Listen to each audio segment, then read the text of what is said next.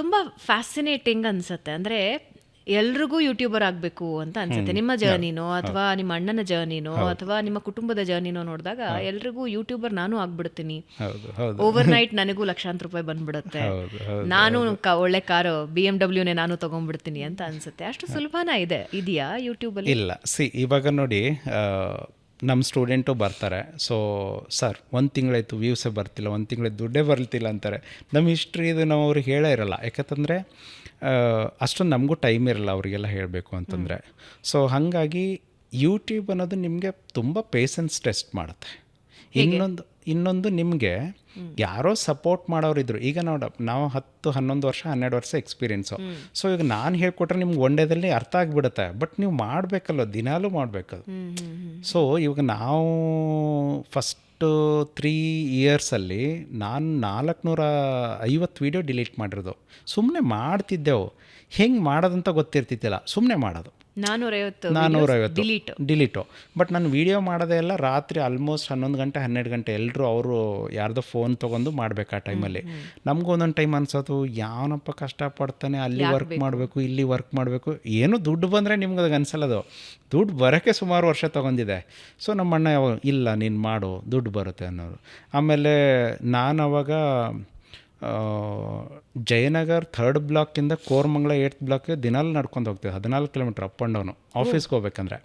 ಅವಾಗ ನೀನು ಹಿಂಗೆ ಕತೆ ಥರ ಮತ್ತೆ ದುಡಿಬೇಕಂತಿದೆ, ಇಲ್ಲ ಏನೋ ಲೈಫ್ ಚೇಂಜ್ ಮಾಡ್ಬೇಕಂತೆ ಅಂತಂದ್ಬಿಟ್ಟು. ಯಾಕಂದರೆ ಅವ್ರ ರೆವಿನ್ಯೂ ಬರೋಕ್ಕೆ ಶುರುವಾಗಿತ್ತು. ಬಟ್ ಅಷ್ಟು ದುಡ್ಡು ಬರುತ್ತಂತ ಅವ್ರಿಗೆ ಐಡಿಯಾ ಇರಲಿಲ್ಲ. ಸೊ ಹಾಗಾಗಿ ಓಕೆ, ಇವ್ರು ನಮ್ಮ ಅಣ್ಣ ಹೇಳಿದ ವಿಷನ್ ಇತ್ತು. ಸೊ ಅವ್ರಿಗೆ ಬರ್ತಿದೆ ಅಂತಂದು ನಮಗೂ ಹೇಳ್ತಿದ್ರು. ಹಂಗಾಗಿ ಸರಿ ಏನೋ ಅವ್ನು ಫೋನ್ ಮಾಡಿದಾಗೆಲ್ಲ ಮತ್ತೊಂದು ಸ್ವಲ್ಪ ಜೋಶ್ ಬರೋದು, ಏನೋ ಮಾಡೋಣ ಅಂತಂದು.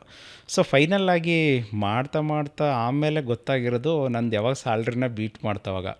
ಸೊ ನನಗೆ 10,000 ಬರ್ತಿತ್ತು ಸೇಲ್ಸ್ ಎಕ್ಸಿಕ್ಯೂಟಿವಲ್ಲಿದ್ದಾಗ. ನನಗೆ ಅವಾಗ ಯೋಚನೆ ಶುರುವಾಗಿದ್ದೆ ಏನಂದರೆ, 20 to 25 ದಿವಸ ಅಲ್ಲಿ ವರ್ಕ್ ಮಾಡ್ತೇವೆ, 10 ಅವರ್ ಮಿನಿಮಮ್ 10 ಅವರು. ಅಲ್ಲಿದಕ್ಕೂ ಇಲ್ಲಿದಕ್ಕೂ ತುಂಬ ವೇರಿಯೇಷನ್ ಇದೆಯಲ್ಲ ಹೆಂಗೆ ಅಂತ ಶುರುವಾಯಿತು. ಸೊ 2016 ಮೇದಿಂದ ನಮ್ಮ ಮನೇಲಿ ಹೇಳೋಕ್ಕೆ ಶುರು ಮಾಡಿದೆ, ನಾನು ಫುಲ್ ಟೈಮ್ ಹೋಗ್ತೀನಿ ಅಂತಂದೆ ನಮ್ಮ ಅಣ್ಣಗೆ. ಬೇಡ ಪಾರ್ಟ್ ಟೈಮೇ ಮಾಡೋ ಅಂತ. ಯಾಕಂದರೆ ಅವ್ರು ಏನನ್ನೋರು, ಈಗ ಅದ್ರ ಥರ ಮುಂಚೆ ಸುಮಾರು ನೋಡಿದ್ದಾರೆ. ನಾನು ಮೋರ್ ಮೆಗಾ ಸ್ಟೋರ್ ಬಿಲ್ಲಿಂಗ್ ಕೌಂಟ್ರಲ್ಲಿ 1 ವರ್ಷ ಮಾಡಿದೆ, ಬಿಟ್ಬಿಟ್ಟೆ. ಬಜಾಜಲ್ಲಿ 2 ವರ್ಷ ಮಾಡಿದೆ, ಅಲ್ಲಿ ಬಿಟ್ಬಿಟ್ಟೆ. ಇನ್ನೊಂದು ಕಡೆ ಬಿಲ್ಲಿಂಗ್ ಕೌಂಟರ್ ಮಾಡಿದೆ, ಬಿಟ್ಬಿಟ್ಟೆ. ಇನ್ನೊಂದು ಕಡೆ ಹೋಗಿದ್ದೆ. ಇವ್ನು ಹಿಂಗೆ ಇನ್ನು ಯೂಟ್ಯೂಬ್ ಹಾಗೆ ಮಾಡ್ತಾನೆ ಅಂತ ಅವ್ರಿಗೊಂದು ಡೌಟು. ಯಾಕಂದರೆ ಅವ್ರಿಗೆ ಕಾನ್ಫಿಡೆನ್ಸ್ ಇರಲಿಲ್ಲ. ಜೊತೆಗೆ ಆ ಟೈಮಲ್ಲಿ ನಮ್ಮ ಅಣ್ಣಂದೆಲ್ಲ 12ಅಲ್ಲಿ ಮದುವೆ ಆಯಿತು, ತಮ್ಮಂದು 14ಅಲ್ಲಿ ಆಯಿತು. ನಂದು ಮದುವೆ ಪೆಂಡಿಂಗ್ ಉಳಿತು ಬಿಕಾಸ್ ಆಫ್ ಫೈನಾನ್ಷಿಯಲ್ ಈ ಸಿಚುವೇಶನ್. ಬೆಂಗಳೂರಲ್ಲೆಲ್ಲ ಮದುವೆ ಆಗಲ್ಲ ಅಂತಂದ್ಬಿಟ್ಟು ಬಂದಿರೋ ದುಡ್ಡು 10,000 ಅಲ್ವಾ. ಸೊ ನಾನು ಹೋದರೆ ಇನ್ನು ಊರಿಗೆ ಹೋಗೋಣ ಅಂತ ಡಿಸೈಡ್ ಆಗಿದೆ ಸ್ವಲ್ಪ ದಿನದಲ್ಲಿ. ಸೊ ಹಾಗಾಗಿ ಯೂಟ್ಯೂಬು ಒಂದು ಸ್ವಲ್ಪ ಸೀರಿಯಸ್ ಆಗಿ ತೊಗೊಳ್ಳೋಣ ಅಂತಂದು ತೊಗೊಳ್ಳೋದೇನೋ ತೊಗೊಂಡೆ. ಬಟ್ ನಮ್ಮ ಮನೇಲಿ ಹೇಳಿದ್ರೆ ಮತ್ತೆ ನಂಬಕ್ಕೆ ರೆಡಿ ಇಲ್ಲ ಅದು. ನಾನು ಫುಲ್ ಟೈಮ್ ಹೋಗ್ತೀನಿ ಅಂತಂದರೆ ಇಲ್ಲ ನೀನು ಪಾರ್ಟ್ ಟೈಮಾಗೆ ಮಾಡೋನವರು. ಸೊ ಆ ಟೈಮಲ್ಲಿ ಹುಡುಗಿ ನೋಡೋಕ್ಕೆ ಅಂತೇಳಿ ಕರ್ಕೊಂಡೋಗೋರು. ಆವಾಗ 2 ವೀಲರ್ ಸೇಲ್ಸ್ ಎಕ್ಸಿಕ್ಯೂಟಿವ್ ಅಂದರೆ ಯಾರನ್ನೋ ಬೈಕ್ ಸೇಲ್ ಮಾಡ್ತಾನೆ ಅನ್ನೋರು. ಈ ಯೂಟ್ಯೂಬ್ ಅಂದರೆ ನಗಕ್ಕೆ ಶುರು ಮಾಡೋರು. ಒಬ್ಬರಂದ್ರೆ ಅಜ್ಜಿ ನಿಮ್ಗೆ ಹೇಳಿದ್ರೆ, ಏನು ಮಾಡ್ತೀಯ ವೀಡಿಯೋ ನೀನು ಗೋರ್ಮೆಂಟಾ ಪ್ರೈವೇಟಾ? ನಾವು ಏನಪ್ಪ ಅಜ್ಜಿ ಕೆಲ್ಸಕ್ಕೆ ಹಾಕೊಂಡು. ನಾನು ಬೇರೆ ಹೆಂಗಂದ್ರೆ ತುಂಬ ಮಾಡ್ತೀಯ ವಿಡಿಯೋ ನೀನು ಗೌರ್ಮೆಂಟಾ ಪ್ರೈವೇಟ್. ಸೊ ಹಿಂಗಾಗಿ ನಾನು ನಮ್ಮ ತಂದೆ ಅದು ಕರ್ಕೊಂಡು ಹೋದರೆ ನಾನು ತುಂಬ ಸಿಂಪಲ್ ಡ್ರೆಸ್ಸಲ್ಲೇ ಹೋಗೋನು. ನನಗೆ ಇಷ್ಟು ಬರುತ್ತೆ ಅಂತ ಹೇಳಿದ್ರೆ ಅವ್ರು ಫಸ್ಟು ಮುಖ ನೋಡೋರು, ಈ ಮುಖ ಇವನಿಗೆ ಇಷ್ಟು ಬರುತ್ತಾ ಅಂತ ಹಿಂಗೂ ಕ್ವಶನ್ ಕೇಳೋರು ಒಂದೊಂದು ಟೈಮ್. ಯಾಕಂದರೆ ಒಬ್ಬರು ಡ್ರೆಸ್ ಮೇಲೆ ಅಳಿಯೋಕ್ಕೆ ಶುರು ಮಾಡ್ತಾರೆ. ಸೊ ನಾನು ದೊಡ್ಡ ಲೆಸನ್ ಕಲ್ತಿರೋದು ಅಲ್ಲಿಂದನೇ. ಸೊ ಅದು ನಿಮ್ಗೆ ಹೇಳ್ತೀನಿ ನೆಕ್ಸ್ಟು. ಸೊ ಅಲ್ಲಿಂದ ಜರ್ನಿ ಏನು ಶುರು ಆಯಿತೋ ನಮ್ಮದು ಯೂಟ್ಯೂಬ್ ಅನ್ನೋದು, ನಾನು ಫೋಕಸ್ಡ್ ಮಾಡಿ ಶುರು ಮಾಡಿದೆ. ಆಮೇಲೆ ಮನೆಯಲ್ಲಿ ಹೇಳಾದೆ ಕೆಲಸ ಬಿಡಬೇಕಂತ ಯೋಚನೆ ಬಂತು ಮೈಂಡಿಗೆ. ಸೊ ಯಾಕಂದರೆ 10,000 ಸ್ಯಾಲ್ರಿ 25 ದಿವಸ ಟೈಮ್ ಹಾಕ್ತಿದ್ದೀನಿ. ಇಲ್ಲಿ ಬಂದು ಕಡಿಮೆ ಟೈಮ್ ಹಾಕಿ ನಂದು 20-25 ಸಾವಿರ ಬರೋಕ್ಕೆ ಶುರು ಮಾಡ್ತು. ಸೊ ನನ್ನ ತಲೆಯಲ್ಲಿ ಓಡೋಕ್ಕೆ ಶುರು ಮಾಡ್ತು, ಏನೋ ಇದೆ ಇದರಲ್ಲಿ, ಸೊ ಫುಲ್ ಟೈಮ್ ಬರಬೇಕು ಅಂತಂದು. ಫೈನಲ್ ಆಗಿ ನಮ್ಮ ಆಫೀಸಲ್ಲಿ ಹೇಳಿದೆ, ನಂದು ಮದುವೆ ಇದೆ, 15 ದಿವಸ ರಜಾ ಬೇಕು ಅಂತ. ಅವರು 15 ದಿವಸ ಬೇಕಾ ನೀನು ಮದುವೆ ಹಾಕಂತ ಅವರು. ಸೊ ಇಲ್ಲ ಸರ್ ನನಗೆ ಬೇಕು ಅಂತಂದು 2016 ಇಯರ್ ಎಂಡಲ್ಲಿ ನಮ್ಮ ಮನೇಲಿ ನಮ್ಮ ತಮ್ಮನಿಗೊಬ್ಬನಿಗೆ ಹೇಳಿದೆ, ನೋಡಿ ನಾನು ಫುಲ್ ಟೈಮ್ ಹೋಗ್ತಿದ್ದೀನಿ, ಕೆಲಸ ಬಿಡ್ತಿದ್ದೀನಿ ಅಂತಂದು. ಅವನಿಗೆ ಜಸ್ಟ್ ಒಬ್ಬರ ಮೇಲೆ ಕಿವಿ ಮೇಲೆ ಇಡೋಣ ಅಂತ. 1 ವಾರ ಆದ ತಕ್ಷಣ ನಮ್ಮ ಅಣ್ಣಗೆ ಡೌಟ್ ಬಂದುಬಿಡ್ತು. ದಿನಾಲು ವಿಡಿಯೋ ಹೇಳೋಕ್ಕೆ ಶುರು ಬಿಡ್ತು. ನಿನ್ನ ಕೆಲ್ಸಕ್ಕೆ ಹೋಗ್ತಿದ್ದೆ ಇಲ್ಲ ಅಂತಂದ. ಇಲ್ಲ 1 ವಾರ ರಜಾ ತಗೊಂಡೇನೆ ಅಂತಂದು. ನಿನ್ಗೆ ಯಾವನು 1 ವಾರ ರಜಾ ಕೊಡ್ತಾನೆ ಅಂತಂದು. ಇಲ್ಲ ಮದುವೆ ಇದೆ ಅಂತೇಳಿ ಸುಳ್ಳು ಹೇಳಿದ್ದೀನಿ ಒಂದು ಸ್ವಲ್ಪ. ಆಮೇಲೆ ಹೋಯ್ತು, ಒಂದು ವಾರ ಆಯಿತು, ಮತ್ತೆ ವೀಡಿಯೋ ಮಾಡೋಕ್ಕೆ ಶುರು ಮಾಡಿದೆ. ನೀನು ಖರೆ ಹೇಳು, ಕೆಲ್ಸಕ್ಕೆ ಹೋಗ್ತಿದ್ಯಾ ಇಲ್ಲ ಅಂತ. ನಮ್ಮ ಅಪ್ಪಗೆ ನಮ್ಮ ಅಮ್ಮಗೆ ಹೇಳು. ಅವರು ದಿನಾಲೂ 3 ಫೋನ್ ಬರೋಕ್ಕೆ ಶುರು ಮಾಡ್ತಾವೆ, ಕೆಲ್ಸಕ್ಕೆ ಹೋಗ್ತಿಲ್ವಾ ಅಂತಂದ್ಬಿಟ್ಟು. ಸೊ ಹೀಗಾಗಿ 15 ಡೇಸಲ್ಲೇ ಗ್ರಾಫ್ ಚೇಂಜ್ ಆಗೋಗಿತ್ತು.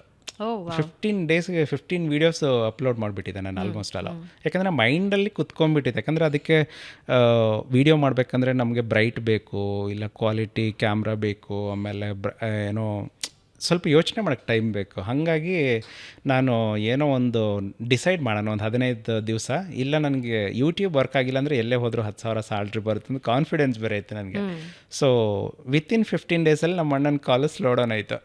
ಯಾಕಂದರೆ ಅವ್ನಿಗೆ ಎಜುಕೇಟೆಡ್, ನಮ್ಮ ಅಪ್ಪ ಅಮ್ಮಗೆ ಅಷ್ಟೊಂದು ಗೊತ್ತಿರಲಿಲ್ಲ. ಆಮೇಲೆ ವಿತಿನ್, ನೀವು ನಂಬೋದಿಲ್ಲ, ಫುಲ್ ಟೈಮ್ ಬಂದು 24ಇಂದ 44ಗೆ ಹೋಯ್ತು, ಆಮೇಲೆ 80 ಮೇಲೆ ಹೋಯ್ತು, ಆಮೇಲೆ 2 ಲ್ಯಾಕ್ ಹೋಯ್ತು. 2 ಲ್ಯಾಕ್ ಹೋಯ್ತು. ಅಲ್ಲಿ ಹೋದ ತಕ್ಷಣ ಅಲ್ಲಿ ಒಂದು ಪ್ರಾಬ್ಲಮ್ ಆಯಿತು ನಂದು. 2017 ನನ್ನ ಚಾನಲ್ ಟರ್ಮಿನೇಟ್ ಆಗೋಯ್ತು. ಸೊ ಅದು ಏನಾಯಿತು ಅಂತಂದರೆ, ಈಗ ನಾನು 450 ವೀಡಿಯೋ ಡಿಲೀಟ್ ಮಾಡಿದೆ ಅಂತ ಹೇಳಿದೆ ನೋಡಿ, ಅದನ್ನು ನಾನು ಯಾವುದ್ಯಾವ್ದು ವೀಡಿಯೋ ಚೆನ್ನಾಗಿರಲ್ಲ ಕುತ್ಕೊಂಡು 15 ದಿನದಲ್ಲೇ ಡಿಲೀಟ್ ಮಾಡಿಬಿಟ್ಟಿದೆ ಅದು. ಓಕೆ. ಸೊ ಅದು ಏನಾಗ್ಬಿಡುತ್ತಂದರೆ ಆಟೋಮೆಟಿಕ್ ಸಿಸ್ಟಮು ಬ್ಲಾಕ್ ಮಾಡ್ಕೊಂಡ್ಬಿಡ್ತು ನನ್ನ ಚಾನಲು. ಟರ್ಮಿನೇಟ್ ಆಗೋಯ್ತು. ಇಡೀ ಇಮೇಲ್ ಐ ಡಿ ಟರ್ಮಿನೇಟ್ ಆಗಿ ಆ ಬಂದಿರೋ ದುಡ್ಡು ಕೂಡ ನನ್ನ ಕೈಗೆ ಸಿಗಲಿಲ್ಲ, 2 ಲಕ್ಷ. ಸೊ ಅದು ಆ್ಯಡ್ಸಿನ್ಸ್ ಅಕೌಂಟಲ್ಲಿ ಸ್ಟ್ರಕ್ ಆಗೈತೆ. ಅದನ್ನು ಇನ್ನೇನು ಒಂದು 3 ದಿವಸ ಆಗಿರೋ ಪೇಮೆಂಟ್ ಬರಬೇಕಾಗಿತ್ತು, ಅದನ್ನು ಬರಲಿಲ್ಲ. ಆಮೇಲೆ ನಮ್ಮ ಅಣ್ಣಗೆ ಹೇಳಿದೆ, ಅದೇ ಅಣ್ಣ ಮನೆಗೆ ಹೋಗಿ PGಗೆ ಬಂದಿದ್ದು ಅಷ್ಟೇ, ಜಸ್ಟು ಅದು 2017 ಜಾನ್ವರಿ 1 ಆಗಿದ್ದು ಅದು.